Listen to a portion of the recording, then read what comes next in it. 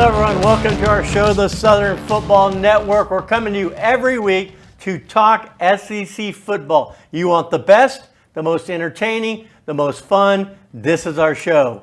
Here is also going to be with us every week, Jamie Kelton. Thank you for being part of the show. Thank you for having me, Chris. Such a pleasure. I'm so excited. Football is back. It's the most wonderful time of the year. It's awesome, isn't it? I mean, look, I'll tell you what. My wife may not like it because I don't see her for a while.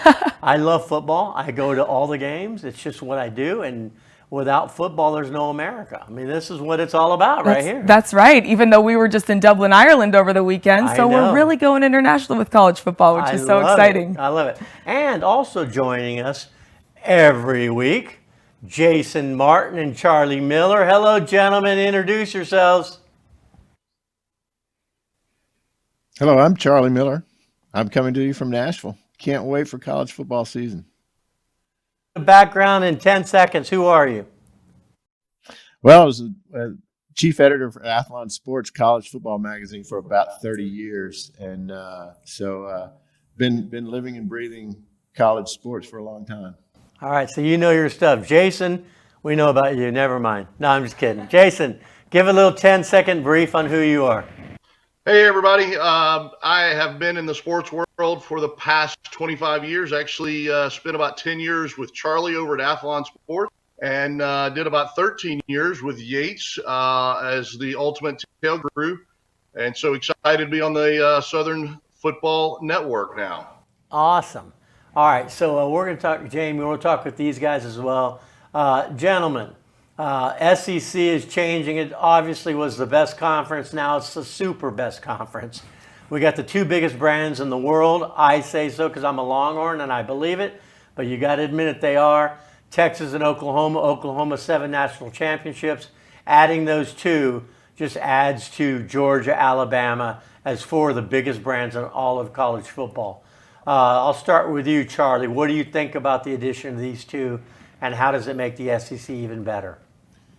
Well, I think the Texas Longhorns are about to introduce themselves to the SEC. I think the SEC is going to introduce itself to Oklahoma. And what I mean by that, I think Texas is going to be just fine. Texas, the SEC championship game could be played twice, when Georgia and Texas meet in the regular season, and then possibly with a rematch. Oklahoma's gauntlet of a schedule, I think the Sooners are about to find out what it's like to play SEC games every week. Yeah, that's a good point. Jason, what is your take on this? Look, I'll echo what Charlie said. Oklahoma has got the gauntlet to run through. They have got the toughest schedules in the country. I don't know how they're going to make it through that. But Texas, I think, is primed for an SEC championship as well as a national championship. Again, to run through Georgia. They'll probably have to run through Georgia twice, as Charlie said, but excited to have both of those. It just makes the conference even better.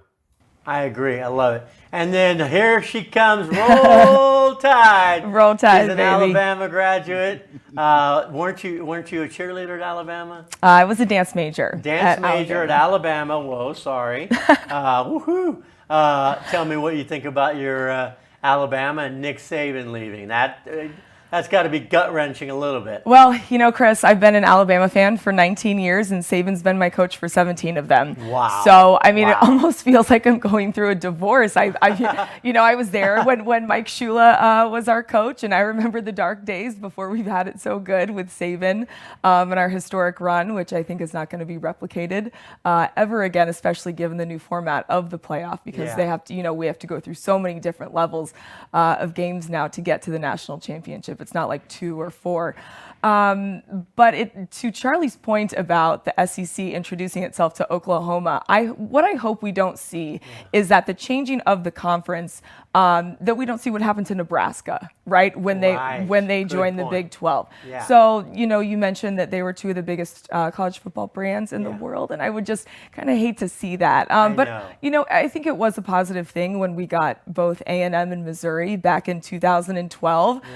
They've been kind of, like that mid-tier team, almost like a third-tier SEC team. So I think it's going to be interesting to see.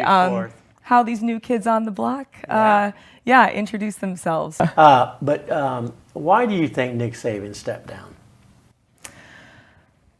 Well, I think probably the same reason why he didn't want to coach in the NFL. I think that we were seeing, with the NIL, with the transfer portal, and with just kind of almost the power to the player now. Yep. I think that Saban didn't have the same amount of control over the program that he once had, and I think that that's really where his sweet spot is and how he's able to impact players both on and off the field. He lost his superpower, really. Right. I mean, that was his power. Right, and we also lost the loyalty kind of the players to the programs, right? They don't really choose the program to develop them anymore. It's like, what can you do for me? Right, good point. So, okay. And I think that was probably a heartbreaking thing for him as he noticed that over the last couple of years. All right. Now, Jason, I got to dog you a little bit here. I'm sorry, but I got producers here that tell me to dog you. They said that I'm the real UT, the Texas Longhorns. You guys are the fake UT. I need a rebuttal. Not anymore. What do you got to say about that? They have now deemed Texas as Tex and the University of Tennessee as the real UT. In fact, I got you a shirt just for you so that you can wear this now because we are the real UT. Let's see this thing. Let me see it. See it again. I got to see it again. Come on. I bought it just for you. Oh, God. Man, that's ugly. That is ugly. I mean, you need a fashion statement, bro. And I know this is a football show, but you got to get out to national champion baseball volunteers there. That is true. All right. Well, listen, I don't like either color, We are orange. the real UT at this point. Creamsicle orange or burnt orange, for me, both belong in the trash can. But I will say, I got to give it to you, Jason. Tennessee is the real UT. Sorry. Sorry. Oh, wow. Oh. Hey, wait a minute. I put this show together. Hey, my executive producer, Kevin Morrell, can I kick these people off now? All right. Let's talk about the Photo Fanatics. Check this out.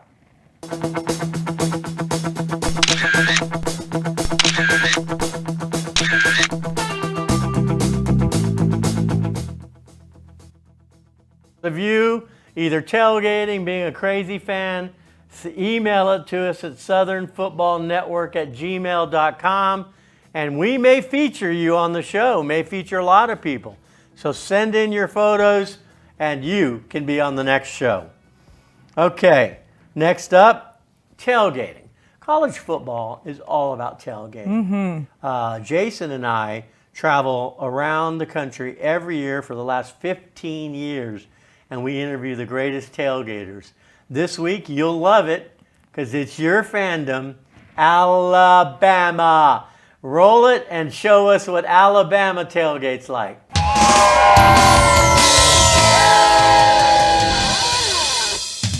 Roll Tide, roll! I just do it for the love of it, man. I love meeting new fans. This guy's so famous, I gotta get a picture with him. They say I'm part of a game day experience, and I think it's awesome. Love getting out, taking pictures with the students. Some of them, I run into them. It's my senior year, and I finally got a picture with you. That's makes me feel real good, and it makes people happy. It's not often we can do something that makes people, makes people's day.